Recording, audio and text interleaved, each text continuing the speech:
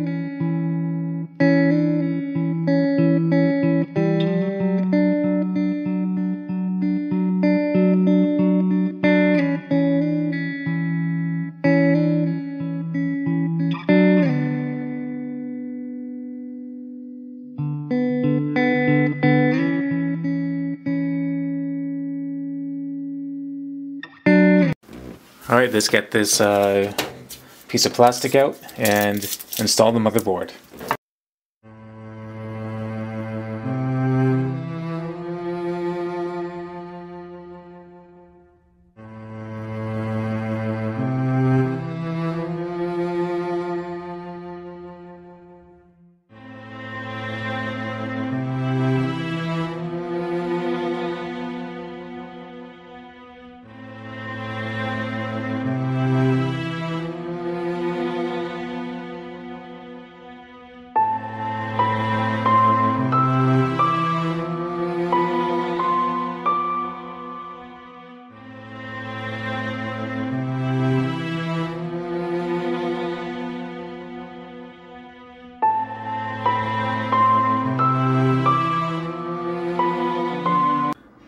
So it's not clear on the motherboard where the power button, power LED, reset switch, etc. Cables need to go. So I'm gonna time lapse this and post the image on the screen so you know what to follow.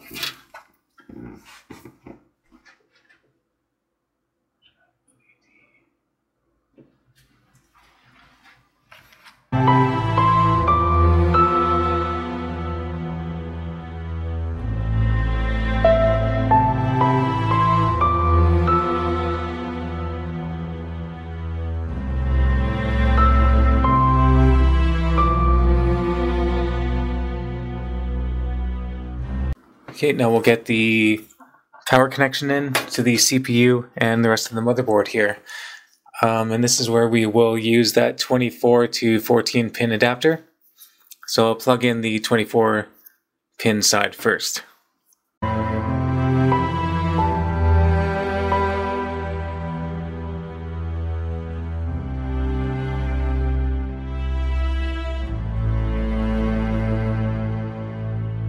Alright, now it's time to plug in the USB 3.0 to 2.0 adapter.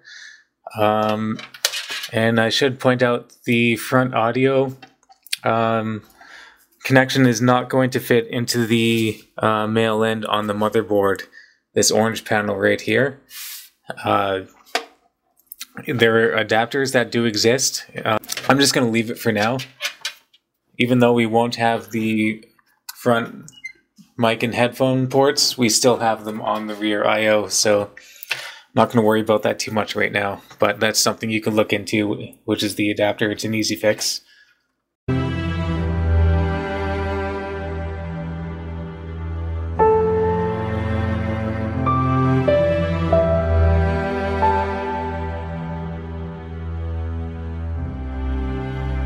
Even though I believe this is marketed as like specific for ThinkCentres, the adapter, you'll notice when you're plugging it in, there are two pins that won't be plugged into this assembly, so that's alright, don't worry about it.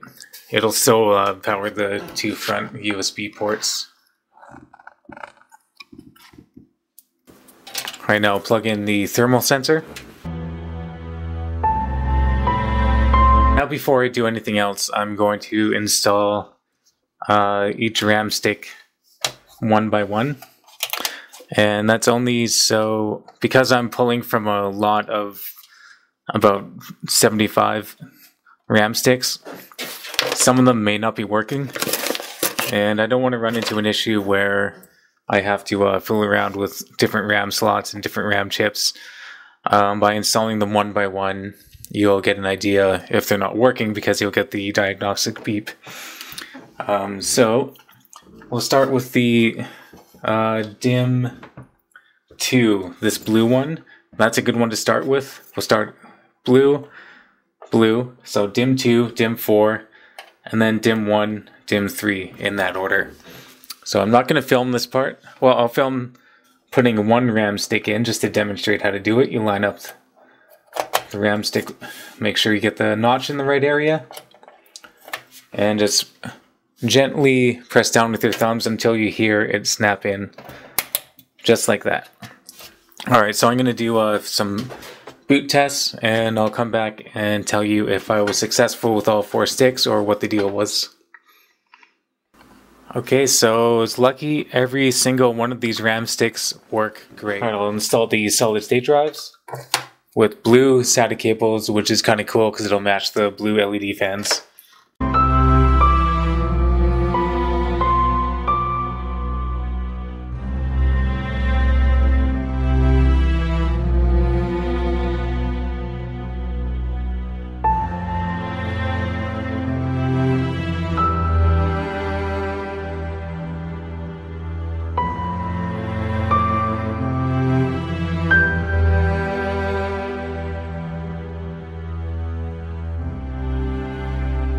Alright, now it's time to install the case fans, the 3 UpHere blue LED fans. If you're wondering about this brand, I think they're pretty good. They don't make a lot of noise and the color is actually really nice.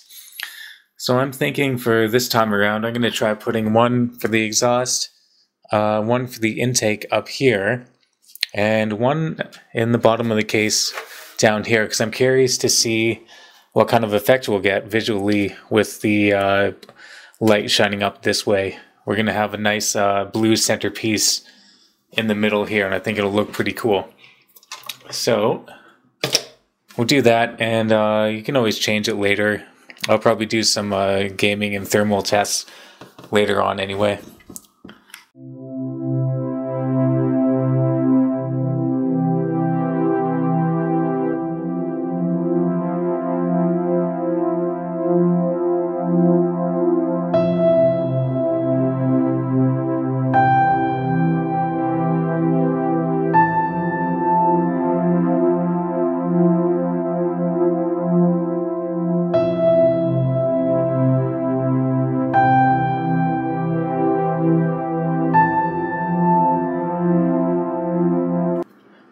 So with these blue LED UpHere fans, as with a lot of LED fans, one thing to keep in mind is that you do need that Molex connection or some kind of power connection to light up the LEDs.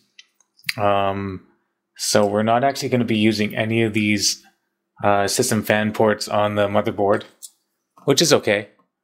So you want to make sure that your power supply has enough Molex connections, or you have enough adapters to power all the fans. In this case, we just need 3, and this power supply does have 3. I think it has 4, actually. So I'm going to plug those in. Okay, so the next move is mounting the speaker right here with a twist tie, black twist tie, and we're going to mount the thermal sensor up here from the intake fan. I think that looks pretty cool, having the little tiny speaker mounted up there for no reason. Well, just to have some kind of sound option in case you don't have headphones or external speakers. And we can see the thermal sensor hidden away right up here, tied up to the blue fan, intake fan. So the next step is to install the graphics card. Well, that's pretty interesting. I wasn't expecting the GTX 750ti to not have a power plug, PCIe power plug, so I guess it's just all powered by the motherboard. Cool. I think I'm going to mount it with the case sitting up like this.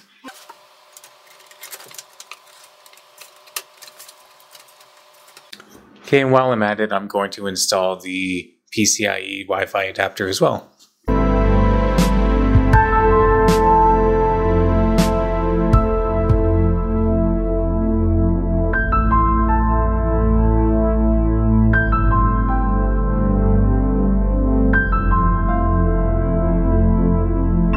And we hope for the best, and we got the best.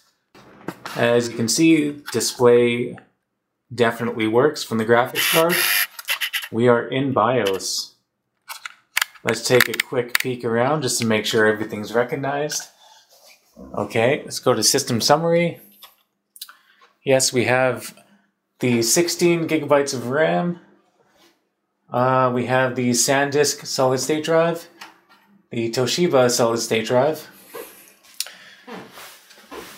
And as we can see, all the fans are on and powered. And I have to assume that the Wi-Fi card will activate a little bit later on, or maybe I'll take out the Ethernet cable that I preemptively plugged in by accident. So now that we're at this stage, let's just go to the quickly go to the startup and make sure. I'm going to make the Toshiba the primary boot drive, and the SanDisk will be the storage.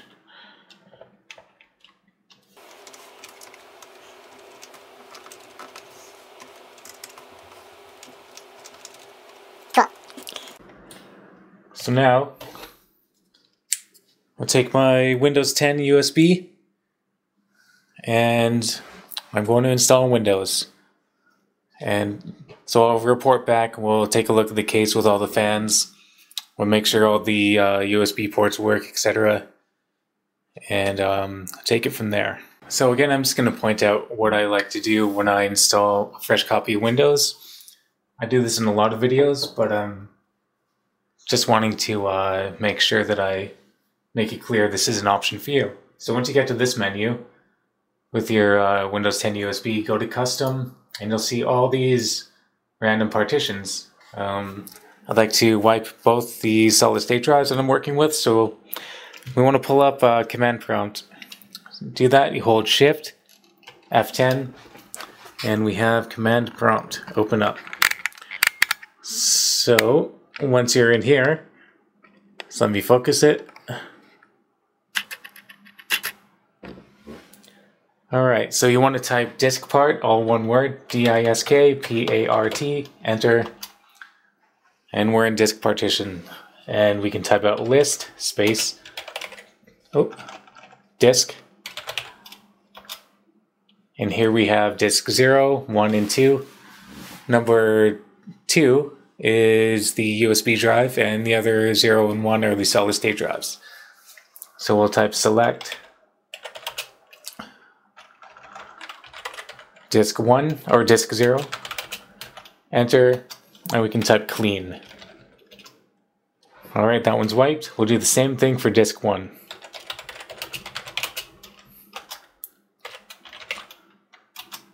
Alright, now that we're done that, we can type exit,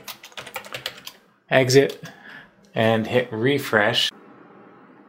And I believe we'll want to select drive 1, which is the Toshiba solid state drive. Then we'll hit enter, or next rather. And we'll be right back once Windows is installed. Okay, so here we can see Windows is installed and running well. It's time to clean this up and then check those thermals with that case I'll put together.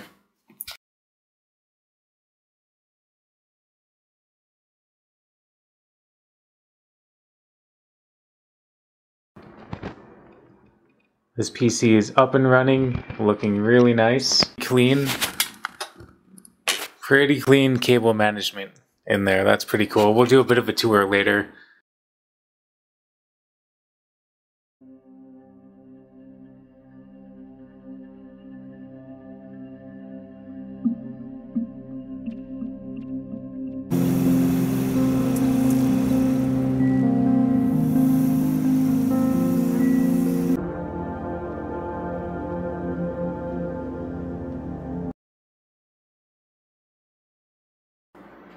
So a final look at the tower reveals quite the departure from the original small form factor tower that the ThinkCentre M93p came in. This is a actually really nice upgrade as shown by the benchmarks. And you know, I would say that this is an excellent option for a budget gaming PC or workstation. You can do a lot with this tech still, even though it is a little bit old. Well, it's a blend of old and new. But yeah, you can take an office PC and make something that looks really cool like this. Alright, so thanks a lot for watching, and leave me some feedback and let me know what you're doing with your old office PC or what you plan to do, or if you need any help with it.